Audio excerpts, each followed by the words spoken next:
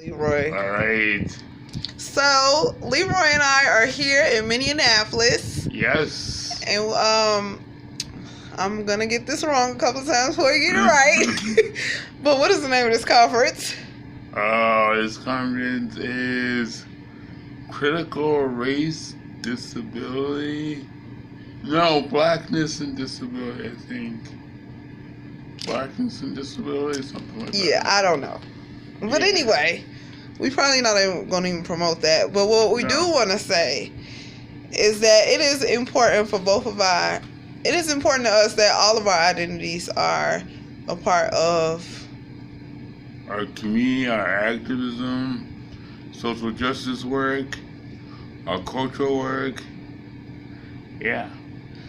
And the reason why it's important to me is, as a black woman with a disability who lives in Chicago, it's kind of hard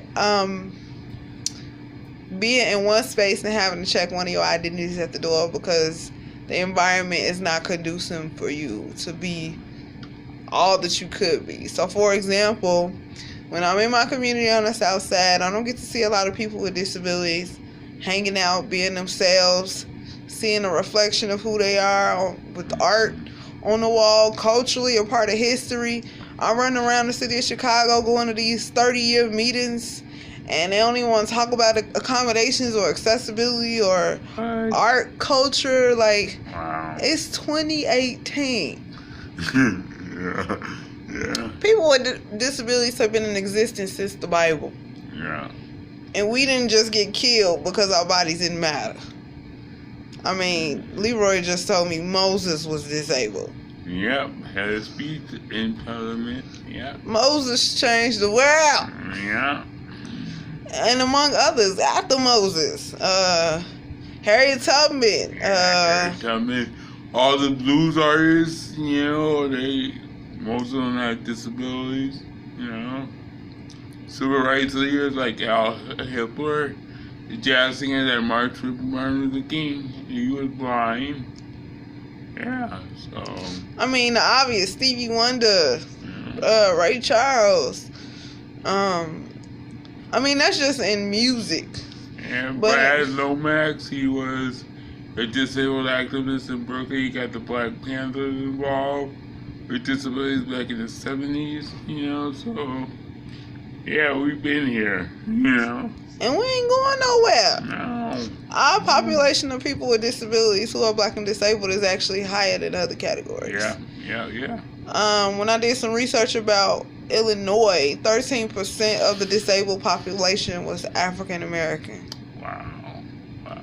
So. And with police brutality, I bet it's even more, Right. We're getting impacted negatively by the different institutions, such as police brutality, such as our education system, such as us not having support in our community.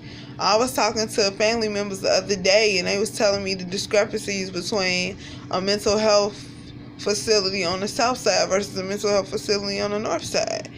And the disparities are just the gap is just very wide. And so, and this is the home of Obama. The home of Obama. It is the home of Obama. But we're here because we just want to say that as black people, we have to do better both internally and externally. It is no reason why disability has to be labeled as something negative. It's something that we shouldn't talk about. We have to move the needle forward with being more accepting with our different body types. We're unique individuals. It's okay. Yeah, it's more than okay. It's reality. And people, it's reality. It's reality all over the world. Black people all over the world have disabilities. So come on, get with the program in 2018, not 1896. And if it was 1896, we still need to get it together. Yeah. Yeah. Real talk. So we're here just to say, disability pride is something that we should all have. It's something we should all be inclusive of. It's something that we shouldn't have to have. It's something that I love our community because regardless of what type of disability people have, we figure it out. Like, we figure out how to be accountable one another. And if we don't, it's okay for people to speak their voice and to say, this is what I need to make it in this space right now. And we're talented. We do art, we do music, we do, writing. We're talented. We're talented in activist world with, police brutality. Homegirl's been doing this since day one. So it's like, come on, people. Get with the program. Matter of fact, forget you because we have to go on with our program. We have little babies that are disabled that have to go on to see, role models that are doing it now. So we can't wait for other people to get with the program because we had our youth growing up that needs role models, that need books like my book, Yeah, I was just actually reading through Leroy's book, and it's Black history that I was aware because I read the book before, but again, we are people who don't need to erase or forget what our history is, and so the book is really good at capturing names and people that we did and did not know who had disabilities. And the list is extensive. In the activist world, whether you're a doctor, it doesn't matter. There's always a person with a disability somewhere. We just need to move closer to being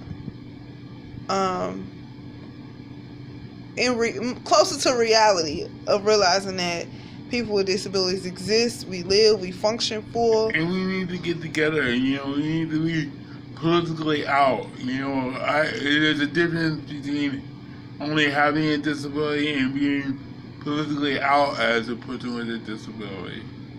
So it's not only receiving services, but it's activism, it's, being out, our culture, our history, like I said, our arts,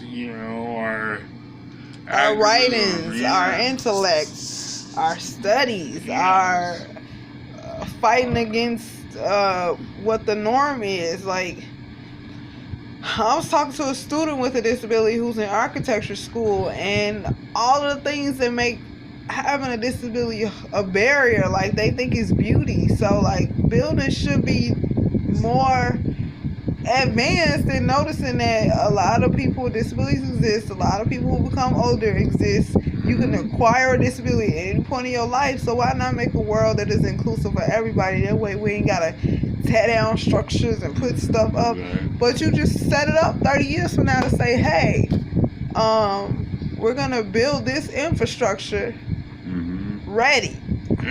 And support our organizations like the National Black Disability Coalition that Jane Dunham and I and other people started, Krip-Hop Nation, back in Berkeley, support those organizations. Don't support the same white organizations that really aren't doing nothing for Black disabled people. Right, or start your own. Yeah, we need a lot more, believe me. Our disability infrastructures as far as services and support are ancient. Oh, amen. Yeah.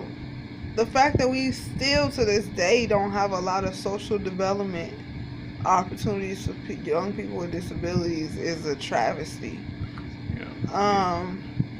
So we just as a society need to do better as a whole. I would encourage, if you don't know who this man is next to me, Leroy Moore, that you look into his work.